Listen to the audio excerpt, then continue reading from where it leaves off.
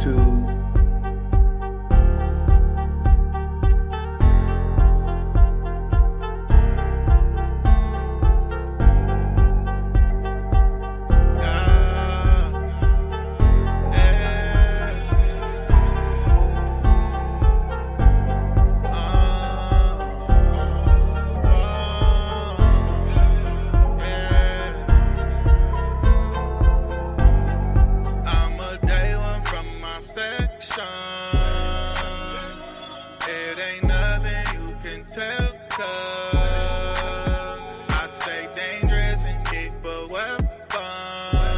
Hit that like button on your way in. Welcome to Damu Kiwe Conversation. I'm TTG. I was trained to go get it. Josh, 13, salute, King. I see you already out there. I'm going to call y'all back. I'm cooking, but I'm listening. I see you. Hey, salute. Let's stay y'all here. We ain't gonna be y'all too much. It ain't nothing you can tell, blood. I stay dangerous and keep a weapon. Cause I'm a real one from my section. I'm a gay one from my section. We're gonna go ahead and cut that off. What's happening? Yael sections video will be dropping soon. Be ready for that. Carter Fly, what it do? Let me turn this. Welcome to Damu Kiwe Conversations, the hottest podcast on YouTube with the most credibility. And we don't make enemies, we make money. You understand? And today, that's what we're going to be talking about, man. We got the homie Noodles, exclusive interview with the homie Noodles, man. He going to tell his story. We're going to get into his upbringing.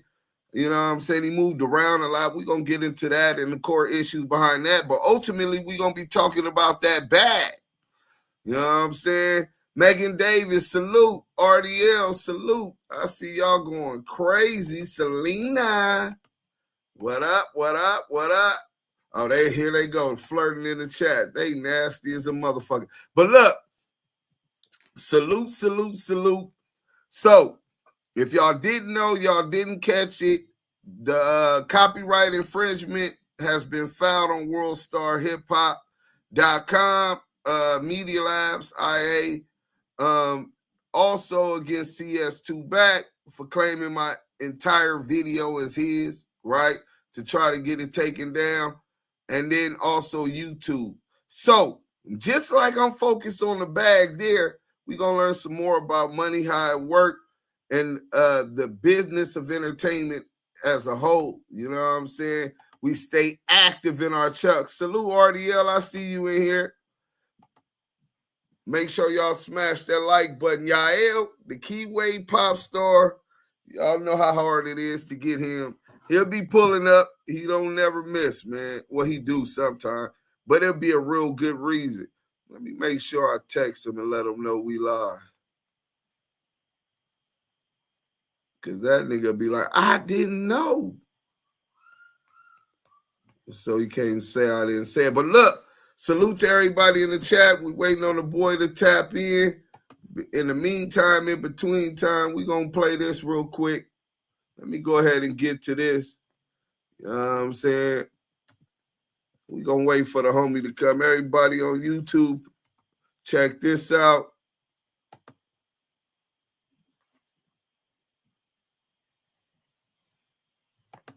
Let me go ahead and share this. Damu Kiwe Conversations.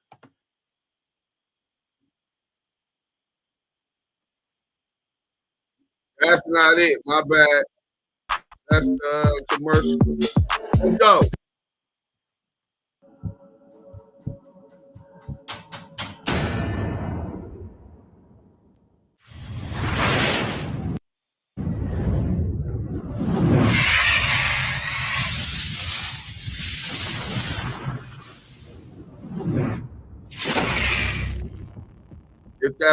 Hit that like button. Let's get them in here. Share the link. Homie in here. Noodles. Noodles, what's cracking? What's up? Salute, King. Hey, what's the business, man? Hey, look, I was trying to get this shit on my desktop, and like this, the computer, I'm on a Mac. That joint trying to make me download Chrome and all this other shit. I ain't, Man, I you don't good? fuck, I You don't fuck good? with too many Google products like that, man. Is there a specific reason why not? Tell me something I What? don't know. Nah, like Google automatically shares all your information with the FBI. They got an agreement, and so they don't got to have a warrant from the government to you know what I'm saying. The government don't have to have a warrant to get your shit from them. So that's They all could the they'll just ask for Gmail. they'll just ask for it and they'll give your shit up without a warrant. Meta does the same thing. They got an agreement. And then Damn. like they got certain shit too. So like if you type in certain stuff, code words and stuff, and then they start monitoring you with it's like cross tracker. Like I got it set up on my computer, you know what I'm saying, where it blocks that shit, where it's like cross site tracking. And that's when they'll keep up with you when you're moving around and shit between different pages and what you're searching, and so there's all your different interactions. All right, the key. Let me open up the door for the grand appearance of the Kiwe pop star. Yael is in the building. Man, listen, you already know it's the one and only, man. Can't be cloned. There's only one man on the throne, man. You got Deuce M's, the Don, Mr. Content himself, and you have myself, the Keyway Pop Star. How's everybody doing? We have a guest on live with us, and this person is Noodles. Noodles. What up, bro? Man, what's happening with you, man? How you doing, family? Man, I'm good, man. I'm over here at the plantation slaving, man, making sure I get that payola. You feel me? So, yeah, I'm tapping in. About to co-host with my brother. I know he's holding it down for me. I am going to be active in the chat and active on this live with you guys. We are getting into this content, man. I am not late, but yet I'm on time. You know how we shine, man. Listen, Deuce. What up? What it do, man? What's going on? We going strong, man. What's going on? So look, man, this is DB. Salute. I see the homie DB in the chat. Deuce double humps. What's the deal with a real one? You know me, man, slow motion, man, but that's better than no motion. Yeah, y'all. Extreme, man. So this is the homie Noodles. We finna get into how he grew up, where he from. He moved around a lot. We're gonna get into that. And then really his story, and then it's really a triumphant story, right?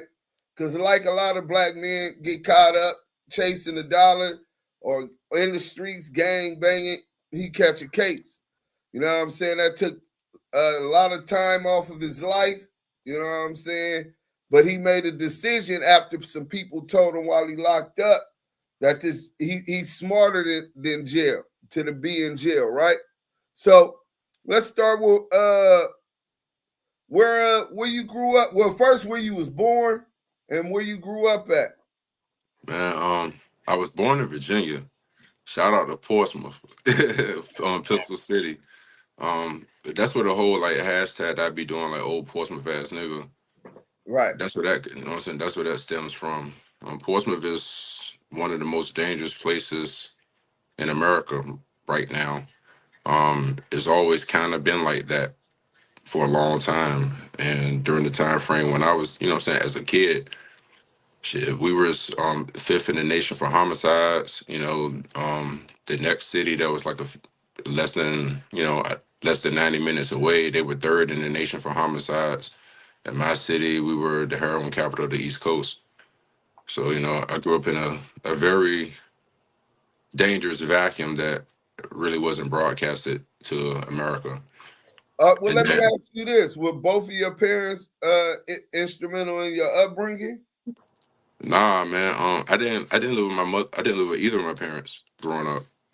And so I lived with my grandparents growing up, and then I wound up going overseas as a child. Well, actually, before that, I lived with like different family members in America. I stayed in the Bay Area, Fairfield, Antioch, East Oakland. Gay area. Yeah, yeah. But you know what I'm saying? I bounced all through there. I went to high school in Virginia though, and I did a little tour overseas in school and got sent back. That was in '96. Got Okay, sent so to when you go to the school, what did you go to school for? Just like a regular, uh, like is it a boarding school? What kind of school you went to out in overseas? well, they got this people to people program, and so I don't even know how I got picked for it. To be honest with you, they picked one male and one female from all these different cities, and you know what I'm saying. I don't know the criteria for it, but they packed us up, gave us an orientation, and shipped us, sent us out there. That was in seventh grade, And where did and y'all get shipped to? Where at? England, Ireland, Scotland, and Wales. Okay, and y'all going to school out there? Yeah, going to school, staying with people, you know what I'm saying, like different households and shit, like a foreign exchange program. Okay. So you're a But thinker. I get it. yeah, yeah, but I was So a kid though, like, you know what I'm saying? It wasn't like I was in high school, like I was 12 years old and I don't know how I got picked. oh Like it ain't like don't right, nobody know how they went there and shit. right, right, right. We all asking me, like, you know what I'm saying? Like my Oh, city ain't one of them places, like, so me and the girl from my city is really asking each other, like, yo, like, you from the streets, I'm from the street. What the fuck are we doing here? Like, like let's we just gonna ride it out. right. Well, that had to be a little bit frightening to be so young, not knowing what you up against, not I went broke over. necessarily, not just necessarily on some gangster shit.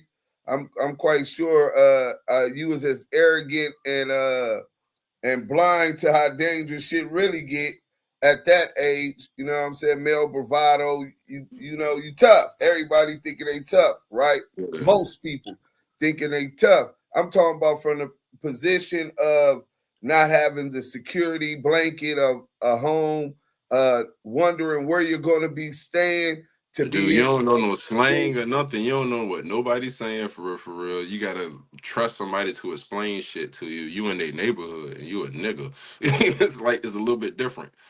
Right, Um, over there playing football, like I'm a footballer, so over there, that's soccer and shit. And I'm nice. Like in America, like, I had a scholarship for school. I lost that. That's another story. But over there, you get into a lot of fights. That's where the whole skinhead movement came from Birmingham, England. I was right there in Birmingham, England, and so right. yeah, the So soccer is that's because of the influence it has over there. So you never got into like football, basketball, American sport. nah, bro. I mean, like, no. I mean, I fuck with baseball, but baseball really ain't. Baseball's a world sport too, like soccer. Like I can play basketball. I never gave a fuck about it though. I don't even watch this shit on TV, man. I Well, watch my I watch my rally play. That's about it. the NBA is definitely international. Their marketing campaign was ingenious. I sat back and watched it and parlay that into TV deals. Obviously, it's not what the NFL is in the U.S., but internationally, Yeah. they marketed those Canadians, Steve Nash. They marketed the Germans, Dirk Nowitzki, I right? mean, yeah, like modern day times, but like what I'm saying. When I When you was was growing young, up, right, yeah, bro. Like I'm 40, so you know what I'm saying. Like that one going on in the '90s. Like I remember before the MLS came around, and my dream, you know, I I had made the ODP tryouts and stuff. That's the Olympic Development Program for the Mid Atlantic region. So the only thing you can do is play select, and then go to ODPs, and then from there go overseas because like they hadn't even made the MLS at that time. And right, which is Major League Soccer. Now they got all these professional leagues in America, but they didn't even have professional leagues here, dog. And right. so, like, and overseas at that time, nobody was watching basketball for real. Like, they knew about Jordan, but they ain't really, it wasn't like you didn't see kids like over there. You didn't see kids like there was no basketball courts. I didn't see one. And Right. out of all them countries I was in, they might have had a basketball court at like the school and like the gym, but in the neighborhoods, like out and about, nah, ain't no basketball. Niggas. Nah, but you got soccer goals everywhere though. Okay, so let me see this. So you're on something similar to a foreign exchange program. Yeah, On top of that, you're playing soccer, so that's taking up a lot of your time. how did you and why did you come back to the United States, and how did you get caught up and go to prison, bro? Fighting over Like there. on a No, pop. like just I mean like just like to be honest with you, coming back to the States, you know, it was inevitable I would have to come back and fighting. I got into a lot of fights over there, so I got kicked out the program, you know, and like I was going back to the whole thing about being in the area where this is the home where the whole, you know, skinhead movement, jackboots, you know what I'm saying? The way like, you know what I'm saying, like neo-Nazis dress in America. This is Right, where that originated. right. And I'm Okay, so from the you get South. into it You know what I'm saying? standing In up. America. So it was like Wait, so the issues with them, was it just more so territory, or was it they were basically trying to oppress and belittle black people as if they had a place for us, ain't no and black, we need to know our place? bro, ain't no niggas in Birmingham, England. Not Damn, one. So then, damn. like, you know, like, so, like, with the football clubs and shit, that's what we call them, like, but it's really like, so, like, every team, professional team has a club, a junior club that goes all the way down. And so you got, like, like, and the junior clubs, you know, they wear the jerseys and shit, too. They ride the trains, the undergrounds. And when you run into rival teams, they fight, Right. like gangs. That's what they do. That's just Yeah, the like nah, program. like I'm talking like you don't know the motherfucker like on site, and it's still like that to this day. Motherfuckers burn stadiums down and all types of shit. Yeah. Yeah, Now I done like seen footage of that type of at yeah, the this is soccer game. yeah. So just think back to the '90s. Look at all the footage from the '90s. This is the shit that I was there in. Right. You know Okay, what I'm saying? so It's a little bit different. that is definitely different. That passion for soccer is like really fanatic. Um, but it's one of the, if not the biggest sport in the world. So you get back to the United States. So how did you catch this case, and what kind of case was that? Um, you know, I've always I've always loved reefer, man, and so you know, I caught a Fed case for possession of a firearm and furtherance of drug trafficking and possession of intent to 924C. distribute. You know what I'm saying? So Did they give you the 84 or the 5-piece chicken McNugget? I got the 5-piece junk, you know what I'm saying? Mandatory minimum. And then I had to do the I had guidelines for the smoke. And then Right, after that I had to back up 2 years on my, you know what I'm saying, on the state sentence. So I had paper time for a gun charge in Virginia. So after I did the Fed time, you know, I ain't had no halfway house and shit. You know, I had the detainer. I went to Virginia, did my state time, and got the fuck out. You know, so 2013, I was home from everything, doing roughly about 7 off of 7.5. right. Okay, so I don't even want to get into the rider shit. The homies out there already told me. Shout out to the homie BJ. Shout out to the homies. Y'all already know what it is. But so forget the gangster shit. At the period when you were incarcerated, Yeah. like, let us know your mind state. Like, was it fuck that I'm up here, I'm just turned up frontlining, or was it that period all the way through, or when you first got there you had your fights and issues? Because you seem very combative, right? I don't know what it is. You got a affinity for violence, right? But Damn, I yeah, give that air for real though. hey, but nah, bro. Honestly, these people's got a place for any violent nigga. You know what I'm saying? That's America's nightmare. Yeah. Um, especially when you gonna stand on something. You know what I'm saying? Um, Understood.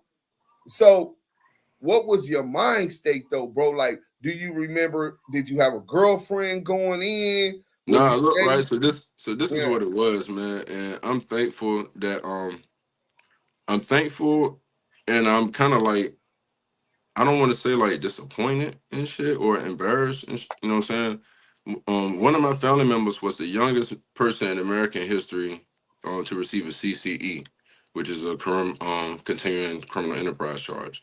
He was 19 years old when that happened in '94. You know, he was one of the people that helped me get overseas and shit. You know what I'm saying? And he had paid for the trip. A few other hustlers and you know shit like that. So right, you know, I had a good idea of how to go in there to mind my business and shit. Now, when I got there, you know, I knew to shake my broad. Like, what the fuck? Like, I had a girl, but when I got in jail and I realized I had a Fed detainer and shit like that, dog, like, what the fuck I'm about to sit here and go ball behind a bitch? And What part of it what they was, send you for a pistol case? What you went to a low camp? Where they send you to? oh, nah, first thing I went to FCI Petersburg. I thought I was gonna get on the yard. Is that a medium or a Yeah, low? that's the medium jump. So I thought I was gonna get on the yard there.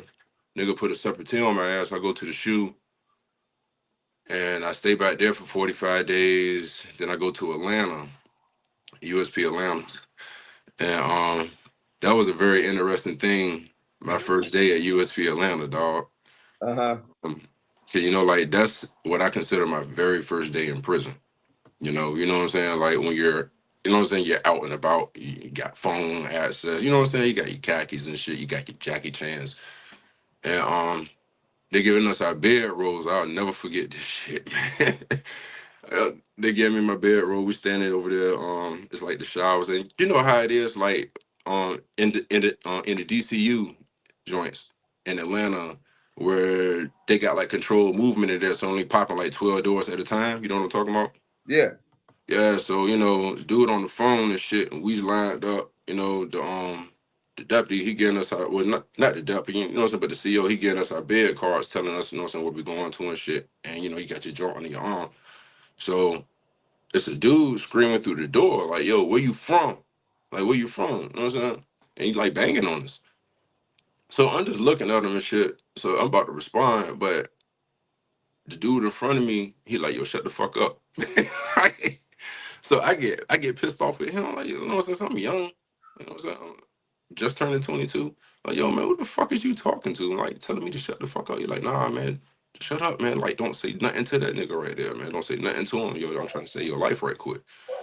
But he not turning around to speak to me type shit. You know what I'm saying? Because we facing in the line about to go up the steps to our bed assignments. So then I look at the dude in the door, and then it clicks in my head. It ain't no glass in this nigga door. And you know, in Atlanta, you know what I'm saying? You know, in the cell, you got glass on that motherfucker. And this nigga ain't got no glass. That plexiglass missing. And so that's one thing that's, you know what I'm saying? But I don't understand what's going on, but I know something weird. And then they just move on the dude that's on the phones. And goddamn it, like three of them motherfuckers just, you know, took him up out of here. And Turtle Squad coming there, gassing up shit. They sent everybody to their rooms. And that was my first day in prison. So Yeah, the bus the first roll lesson up. I learned, Yeah, the bus was roll shut up, the fuck somebody up. getting hit. Yeah, like the first lesson I learned was shut the fuck up and mind your business.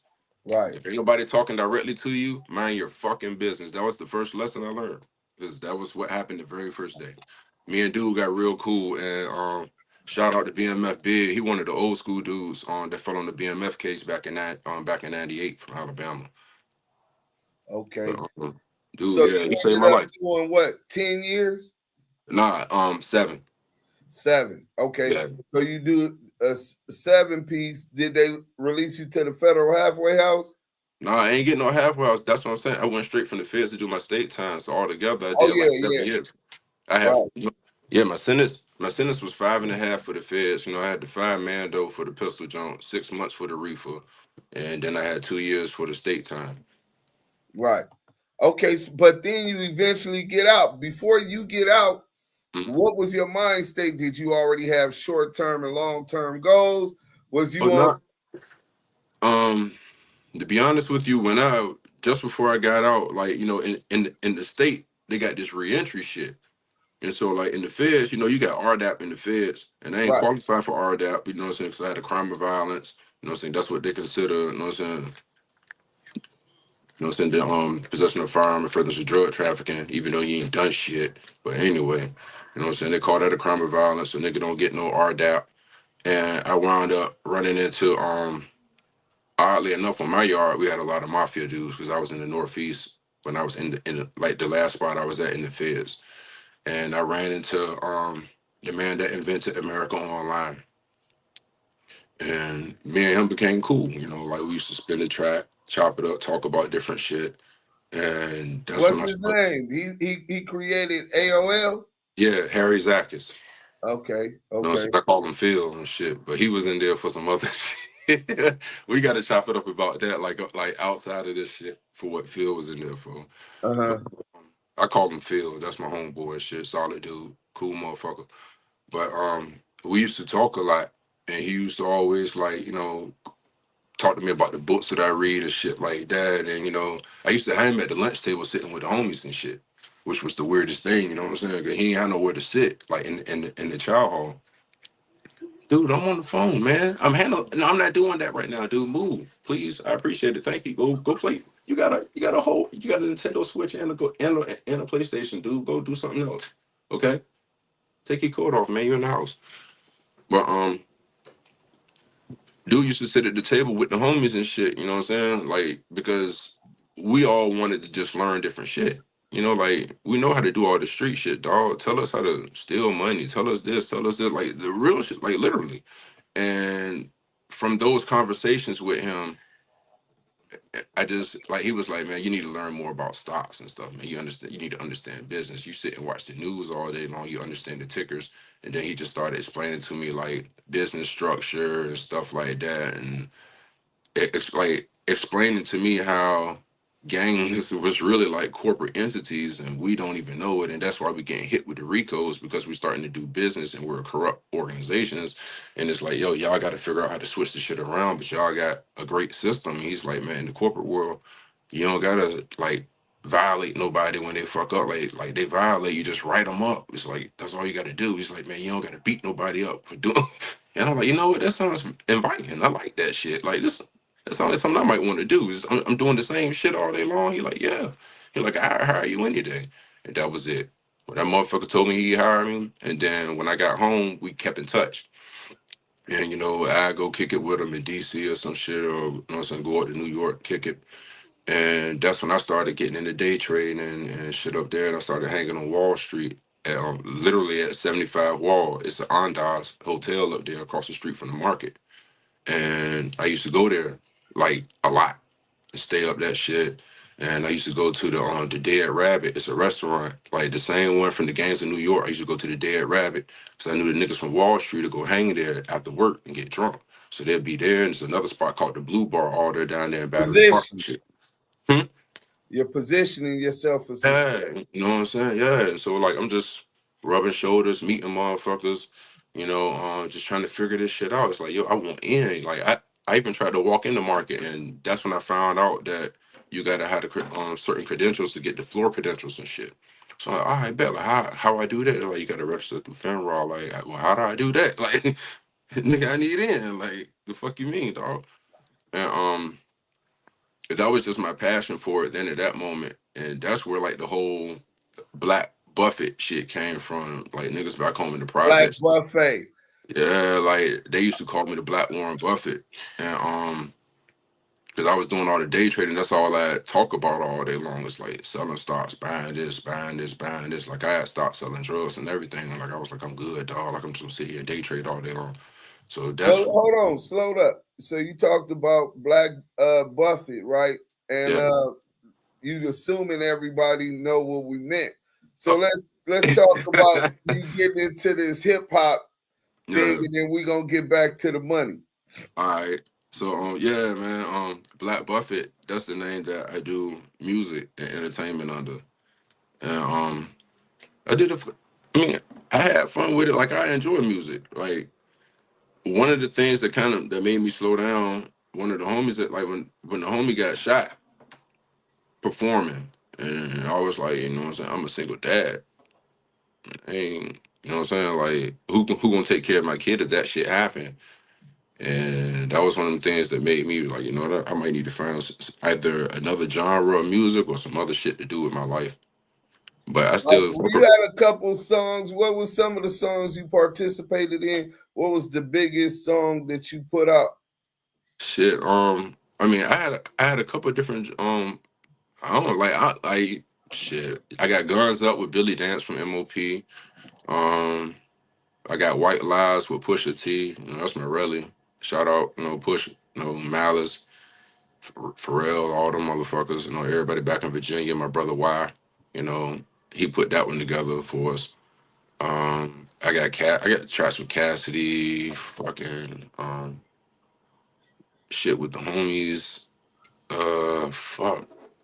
I got production from Knots. Knots is a Grammy, you know, some Grammy winner. Like that's like, I mean, yeah. Shout out Knots Raw. Like Knots is one of the people that believed in me. DJ Charisma, you know, like I was she did just my. gonna get to I'm about that to say because you Charisma. mentioned, That's my fucking yeah. dog right there, yo. Like I love Charisma to death, man. Charisma's the first DJ to fuck with me. You know, she did my first two mixtapes. Um, K Slay, may he rest in peace. K Slay was one of the first people to keep me on his radio show, you know what I'm saying? And not ask me to freestyle. Like he never asked me to freestyle when I was up there with him. He just talked street shit with me. And Ralph McDaniels, like he was like, you know, from Video Box, shout out to Video Music Box. Ralph McDaniels was one of the first people that I ever performed for ever in my life, you know, on some music shit.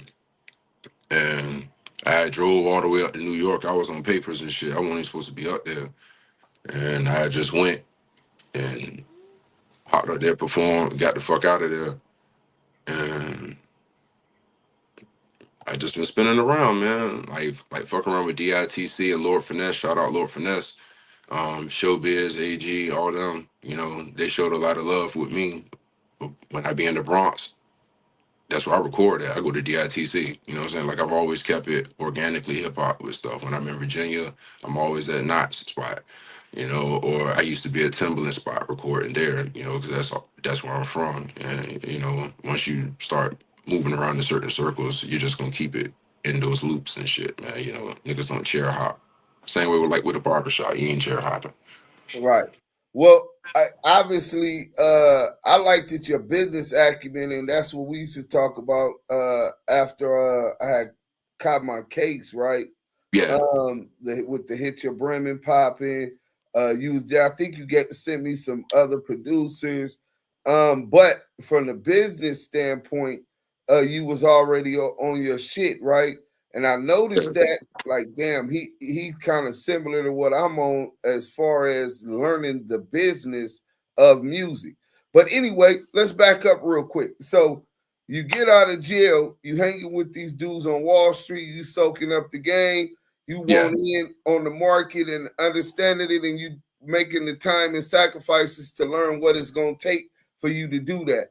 You yeah. clear that to get away from the streets lifestyle where niggas is getting shot, niggas is catching cases. You get into music, you got connections, you DJ, all of these connections, and you see somebody get shot, and you like, man, this the same shit I was going through in the streets, right? I'm a single Everything, everything, and the brazen shit about it is so it's like the return on it ain't the same. You know what right, I'm saying? Financially either. So it's like, you know, this shit is insulting to a motherfucker that really be out there in the streets and shit. Like, right. yo, like where the fuck is the return, dog?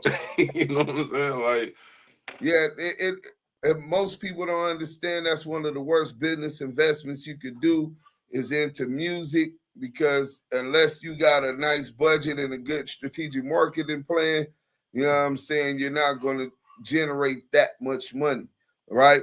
But okay, so now I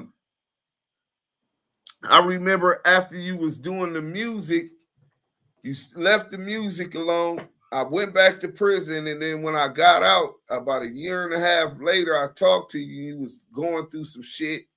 You know what I'm saying? I think it was relating to your mom. You know what I'm saying? And yeah, let me I had hear. a lot of I had a Let, lot of let's weird revisit situations. that, man. Yeah, so well, like it was like two mothers in my life. So one of them happened with my son's mom, and another one was with my mother. So my son's mother on like just before Thanksgiving in 2019 had tried to commit suicide, and I had to clean that shit up on my birthday. So you know that was one of the things that was real, you know, stressful for me, threw me for a loop, you know, and becoming a single dad. So that's really where the whole music thing stopped. At it's like, yo, I can't move around like that. Like I got this baby and it's just me. So then my mother gets murdered on Thanksgiving of 2021, like Thanksgiving Day by her husband. And I became the executor for her estate after, you know, some arguments and shit and finding a will, didn't even know none of this shit existed. And I didn't know what the fucking executor was. Like, you know, I'm a day trader, I'm a street nigga, I sell art and shit like that. But, you know, executor, what the fuck is this shit? You know, like, what am I supposed to do? Hold on, I gotta do inventory, itemize, and da da da. Like, ho. And I just felt like it was a lot of weird shit going on when I would bring up issues. The lawyers and or like the prosecutor, the clerks of the court, they would just dismiss it like I ain't know what I was talking about. And by that time, I had signed up at UCI for the Certified Financial Planner program, and what that is you become pretty much like certified financial planner. You know, like you have vast knowledge in estate planning, tax planning, investment planning, retirement planning, education planning, everything. You know, you understand the duties of a fiduciary. You know, stocks, brokerages, bonds. Like you, it's a full curriculum, just like law school, but for financial people. And then at Talk the that end of shit. it, yeah, and at the end of it, you got a board exam that you got to pass and shit. And then you nationwide registered. And so I'm going to school, I'm studying this, and I'm telling the lawyer, like, look, man, I think with that situation, remember I kept telling you that it was like a criminal situation. It's not civil, like it says right here, that you know, breach of fiduciary duty is breach of fiduciary duty resulting in death by a fiduciary is a criminal situation. Like, you know, Right. what's up? Like, I don't mean no harm, dude. You're supposed to be the fucking lawyer. Like, you're my lawyer. You're supposed to be representing this dead lady. Like, what the fuck are you doing? And dude, like, you need to start Googling. Like literally, that's exactly what Blood said. Blood said you need to start looking at Google. And I'm like, man, I'm not looking at Google. I'm like, man, I'm looking at my textbook for school. And I took a picture of it and sent it to him. I'm like, this is in the school textbook, dog. I said, so I don't know what law school y'all graduated from. Like, ain't trying to be funny, ain't trying to be disrespectful. But I'm looking at in the law book right now for estate planning, motherfucker, and you telling me that I don't like what? Yeah, that right there just lit a fire in me, man. And I just started going out there, you know what I'm saying, the lawyers, going out to the prosecutor, the sheriff department. I just started, you know what I'm saying? You know how it be in the joint when you got that pen, you understand like how to sue shit. And so it's like, fuck it, man. I know how to drag y'all ass. I know how to file suits on all this dumbass shit. Like y'all think y'all got this one, like no. And so the whole time with all the probate shit, we're countersuing because we're getting sued. You know, I'm having to do like real litigation and shit. And at that time, I was living in Irvine over there in at this intersection called Main and Jamboree. And then right there at that intersection, you got the offices for JP Morgan, MetLife, KL Gates, FedEx, all these had, like, you know, Charles Schwab, TD Ameritrade, everyone's right there concentrated in this intersection, all their offices. And, you know, I didn't know it at that time, you know, like that everyone was really right there because they're in the high rise buildings. I live in the apartment building across the street. We all just eat and drink together downstairs. I don't know really where y'all niggas work at. And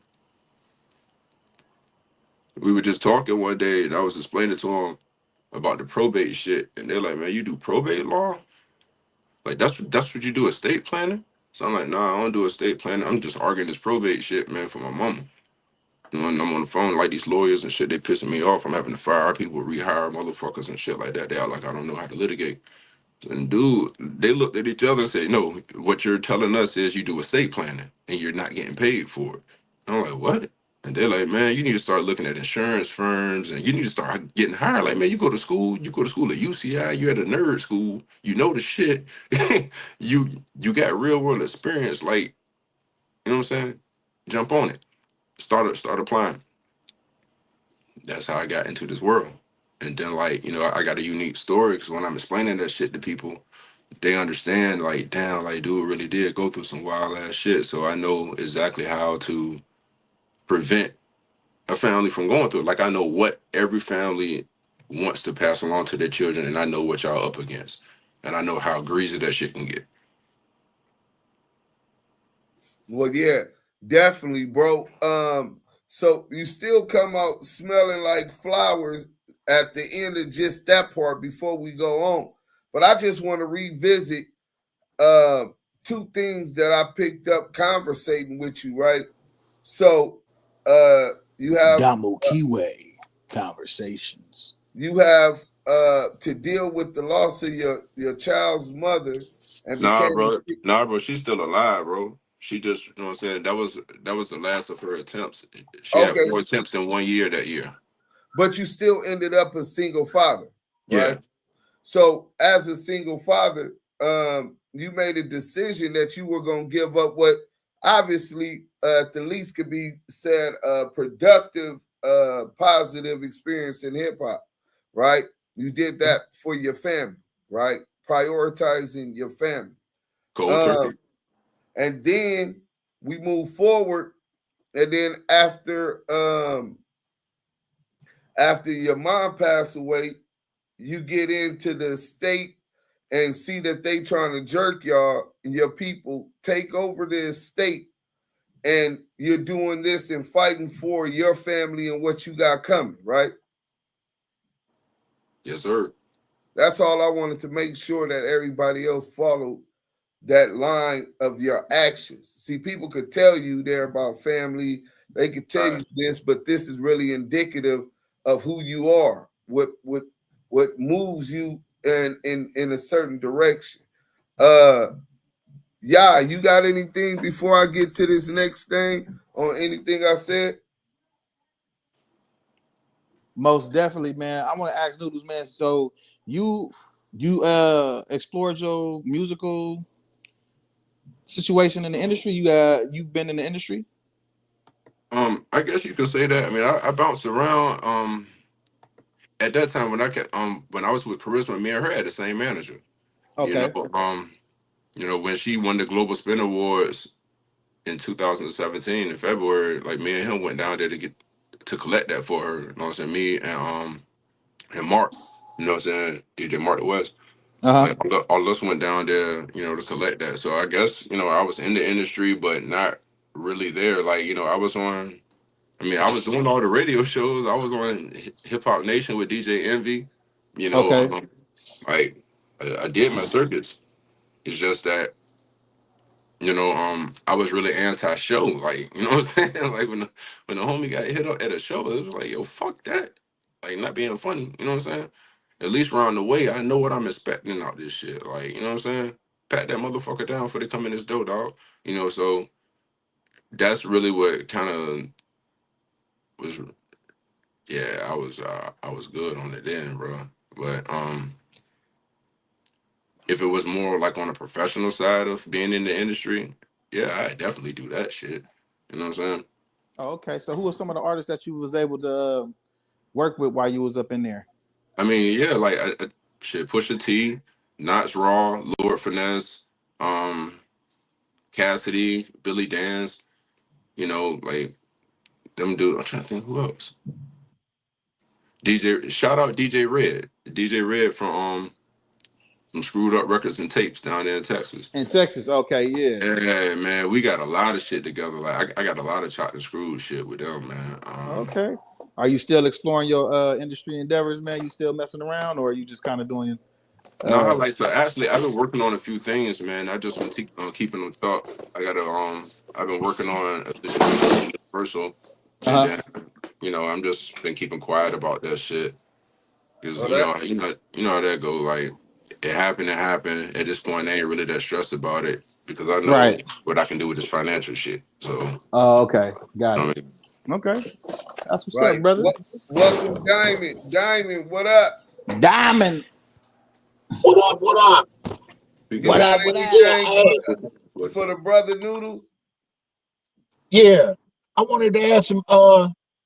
Do you also help with like the help people with their 401ks and setting up their 401ks and managing their portfolios and things of that nature? Because a lot of people they have these 401ks and different type of retirement accounts, and they don't even know what's in them. You know what I'm saying? They don't know what their money's invested in. They don't know how it works or Nor do nothing, they and probably they know don't. the trustee. Yeah, they don't know none of that. They don't even know who manages the account, and they don't understand that those traders are actually making money off of their money constantly. You know. Yeah. So do The, you involve yourself in that as well? we do 401ks, all like various forms of them for self-employed people. Like one of the things that I'm really good at is helping you not realize income, which lowers your tax bracket. So I work a lot with like, self-employed people, families, people that want to maximize their lifestyle and plan their futures off. So yeah, like stuff like 401ks, annuities, creating your own retirement plan where you can have a pension coming to you later on in life, um, preservation of capital, pretty much turning your ideas and your wildest dreams into a quantifiable goal and then creating a plan of action for it. That's what I do. And so Okay. yeah, so all financial services except for creating a bank account is what we can handle. All right, I hear you. What's the question, bro? This on Clubhouse. Say if I had $10,000 right now, and I wanted to make, let's say, $50,000 within 4 months, how would you go about that? Man, to be honest with you, that's difficult, man. You talking you said starting with 10,000 and trying to get to 40? To 50 in 5 months. Okay, so 10,000 to 50 in 5 months. You talking 400% appreciation if I'm not mistaken, man, on 10 grand. Um to be honest with you, bro, it's not too much legitimate that you could do. I like that I'm just being legitimate, real with you. right? I'm just being completely honest with you. Unless you're doing like and like but then again, like you got option plays, and so for instance, but those are real kind of tricky to understand. Because you could You know, win big and lose big. not necessarily. What you lose big is you'll lose everything that you put up, but you're not really necessarily having to own the stock. And so with an option, what you're doing is you're buying a fraction of the share. So you don't have to pay. Well, you're not buying a fraction of the share, but you're technically um you're paying like 1/10 of the price of the share, so to speak, instead of having to own the stock itself. And so that's called the premium. So you pay a premium to participate in the profits of the stock. And like, so for instance, that $10,000 could get you, uh, like depending on what the option premium is, cause like that would probably be the best thing for you to do if that was your thing. But that's a real technical side of investing. Um, or probably like fixing up a property or some shit. You know what I'm saying? Like not trying to say it like that, but like finding like a foreclosure and something that you could fix up. I wouldn't go into like the money market necessarily with that. Unless it was something that was highly speculative. Alternatives like bitcoins and stuff like that. You That's possible with that, but it's possible to Well, lose your money with that's that. like 300. That's like $300 a day in 5 months. That's only $300 a day. I He mean, said so. That's only like $300 a day. no, I hear him saying that. I mean, and I get that. And it's just difficult to start with that 10 grand to get $300 a day unless you're day trading or something like that. That's what I'm saying. So, and in order to day trade, you have, according to regulations, you can't make more than three in and out trades in 5 days, so to speak. And so anything more than that would call you a pattern day trader, a PDT. The only way to avoid that is if you have $25,000 in a brokerage account when you're doing those trades. And so that's what I'm saying. The 10 grand makes it difficult. Now, if you had $25,000, you could turn that into 100 in 4 months if you're day trading. Yeah, easily, because you got 25,000 to come right into the market and day trade freely the way you want to. Right. Okay, so how do we do that? He said, "Okay, so how do we do that?" I mean, not I'm like gonna link you with him. I'm gonna link I you mean, with him, guy. I'm gonna make yeah, like a it's way IG around group. it because we could open up a brokerage account and we could do the brokerage in for you. You could just direct the trades that way. It sounds or like a plan. yeah, or he could create an account himself, and he can wing it. But the thing is, at least with us, we got software to run to make sure you're making the right trades. We can advise you on it. You know what I'm saying? Like, we have industry standard stuff, and we're Right. educated on it. And if we do some bullshit, like, what I'm saying, some nonsense, we can be held accountable by organizations that you can take action through. Whereas if you screw it up, That you can't. regulate that. Do you know the name of the organization that regulates that? Well, firstly, over new, like, depending on what I did, to be honest with you. And so, like, if I did something in violation of like a state security, like a municipal bond or something like that, then you got the MSRB. And then I'm gonna have FINRA on top of me because I'm registered with FINRA. And then I'm gonna have the CFP board because I'm registered through them too. And then all of those got the SEC.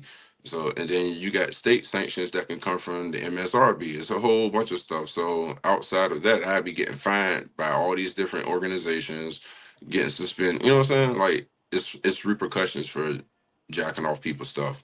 Whereas if you, As it should be, right? you know what I'm saying? Like, but that's why you seek professionals for certain things so you can hold somebody liable. It's not the fact of looking at it like, oh man, I'm paying this person to do it. No, I'm paying for the security of this person should know what they're doing. And if they screw it up, there is channels to go through so I can get some wholeness back from the situation. Right, right, right. Hey, could I ask you a question? In regards to, are you familiar with Fannie Mae and Freddie Mac? To a certain degree. Okay, they were put into conservatorship uh back in like 2008, and they took 80%. The government took 80%, well, 79% of the common stock, and left the common stockholders with that 21%. How long does it stay in that state before they release it back and allow it to have it have its full earning potential? Once all the creditors are satisfied. Where they've already paid back all the money that they've borrowed. No, but like it's still something that's holding up the like it's still something that's holding it up. Like because a lot of creditors, they're not going to be on, like, it's not going to be public record for everything. Well, the way that they're describing it, because you familiar with Bill Ackman, right? The investor. He's an activist investor, Herbalife. No. Okay. Well, him and Carl Icahn, they invested heavily into Fannie Mae and Freddie Mac, and they're saying that like Congress is just using it like their own little personal slush fund, you know. And Hmm. I'm just wondering, how long can government hold it hostage like that, and bleed it for all the profits? That right there is a legal question, man. And I work in Yeah, finance, so I that right feel there, you. I feel you. yeah, that's something, like, that's what I say. It's got to be something that's going on that's holding it up from a legal standpoint. Me, like, I know that once creditors are satisfied and things, it should go back to running. So for the reason for it to still be in conservatorship, it's got to be some form of like insolvency. It's something going on with it where they can't operate as a company, and so they have to go through some form of restructuring this, and that takes time. And like, unless it's a court order for them to move on it, they can take their sweet time with it. Right. So let me ask you this, right? So my son, he's 21 now, right? Mm. Um, what if I wanted him to get into financial literacy? First, he should have already been in it. I should have started earlier, but I was incarcerated, so that's my fault, my responsibility, or lack thereof. But he's 21 now, and I'm trying to make sure I leave him something real nice. What Yeah. can I do to make sure that he can study financial literacy and understand the position from a security holder and becoming a consumer in America, right? With whatever he's left. The first thing I would suggest doing, the first stage of leaving them something. You got books? What books would you recommend? Are you talking about just for him to learn? Yes, sir. Oh man, shit, man. That's a slippery slope because financial literacy is so broad, man, and unless it applies to what you actually want to learn, you could rabbit hole down the wrong thing, man. And so it's like, do you want to do it as a profession or do you want to learn about what you're doing? You know what I'm saying? Like, there's really not books for like stocks, like how to trade or yeah, like there's really, besides textbooks, man, to be honest with you, I've never found a book. A matter of fact, like it's a book that we had that was part of our class, and the teacher recommended it to us. It's right here. Shit. Okay, so matter of fact, I do got a few books. So yeah, this one right here, The Money Diet. Who's the author? The author is Ara Malazian. Ara Malazian. But this was one of the books that we had to read in class too. You know what I'm saying? For I think that was in investment planning. But I'm gonna tell you one book that changed my life. It's a book called Black Titan, and it's written by Carol Jenkins and Elizabeth Gardner Hines. But it's Hold about on, let me write that name down. You said it was written by who? Carol Jenkins Uh-huh. and Elizabeth Gardner Hines. And it's a book about a man named A.G. Gaston. And that was why I wound up being in Birmingham and taking all those photos down there, because I read this book and I wanted to go to A.G. Gaston where his motel and all that shit was. And I didn't know that it was, yeah, so he got to read this joint right here, Black Titan. This is a mandatory. Um, why should white guys have all the fun? I first read this joint in prison. One of the junior black mafia brothers gave me to this when I left out of Juma. And he was like, "Man, you need to read this, man. It's right up your alley." And it's by Reginald F. Lewis. And he was a billionaire, man. They don't even talk about this man. Black billionaire. Reginald F. What? Lewis. Lewis or No, Louis? no, Lewis. He's from Baltimore, from the West Side. Okay. You know what I'm saying? Yeah. Went to Harvard, one of the only motherfuckers that got admitted to Harvard without having to take the fucking admission test, dog. Damn. Nah. I said about he got admitted to Harvard without applying for Harvard. They wanted him. You know what I'm saying? Yeah. Shit like that. Okay. So those is the books that you could recommend. Let me know That'll put what that'll are, get that'll go ahead. spark the ideas of what he wants to do. So like, like with Reginald Lewis, he was an investment guy, but he was doing corporate takeovers. So, you know what I'm saying? That'll introduce him to like the stock market and or like business acquisitions and mergers and shit like that, and understanding how it goes down and the wear and tear on the family. You see that personally, it lets you know if hey, maybe that's for me or not. A.G. Gaston, he was in the insurance business. That's where I'm at now. Um, you see what people are doing, like the wear and tear on the families, how it happens.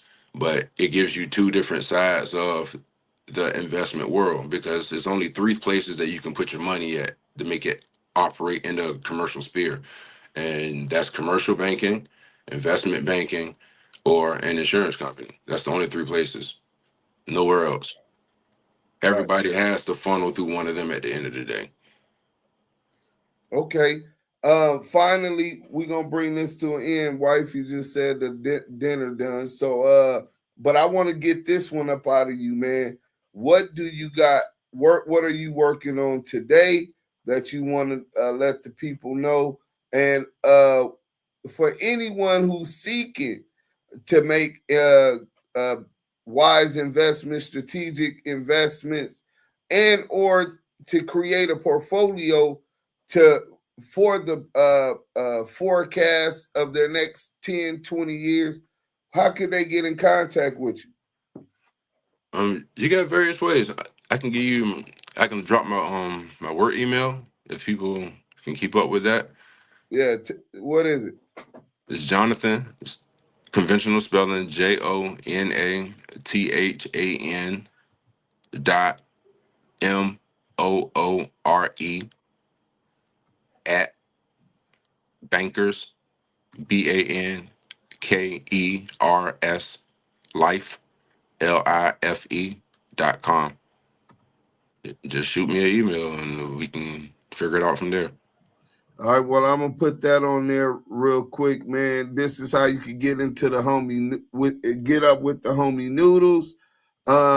Take control of your life, take control of your future, and those that and that next generation, lead them in a better position than you found this earth for them and their children, and it continues to snowball from there.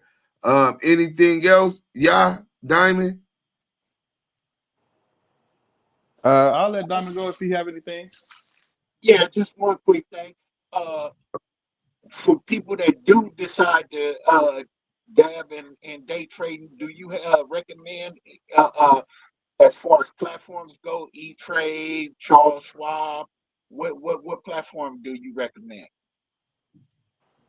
Well, I have Schwab. I don't have a personal recommendation because I haven't compared it to anything else. And to be honest with you, I'm with Schwab because I was with TD Ameritrade and Schwab bought TD Ameritrade and gave us this new platform. You know what I'm saying? That's about Shout as out honest to as the I can be. homegirl, Lady Fino. You know Lady what I'm saying? Fino worked with TD Ameritrade. Yeah, Damu Kiwe yeah, that's conversation. about as honest as I can be with you on that one, bro. Like I have a Schwab account though, personally. Yeah. Okay. Yeah, take us out. Man, this was very informative because he was into the stocks, correct? Stocks, trading, and just in the industry. Also, we have Mr. Noodles on our live today, man. I hope everybody got some good educational information with Noodles today and Do Sims, Diamond, and myself. To my fellow listeners on Clubhouse, we appreciate you tuning in. Thank you for tuning in the chat. Y'all know that's where it's at. Appreciate you guys tuning in on Clubhouse. Make sure you like, comment, and subscribe on there. And on our dopest live right now, we have, again, Noodles bringing that knowledge, man. He used his noodles and got to that dang money, man. We appreciate him for sharing his knowledge and his wisdom with the trading, with the industry, and everything else we're getting ready to dive into with him in the future. Appreciate Deuce elaborating and bringing his brother on and us being here to explain to everybody on here right now. Make sure you tap in with him. Make sure you tap in with Deuce. This has been another dope live. To everybody in the chat, salute to you guys. Salute to our valid supporters. Make sure y'all like, comment, and subscribe, and share it. Tell a friend. Y'all just tuned in to one of the dopest lives on YouTube. The voice of the culture, Damu Kiwe. Yeah, thanks for having me, y'all. Appreciate you, brother. Y'all take care.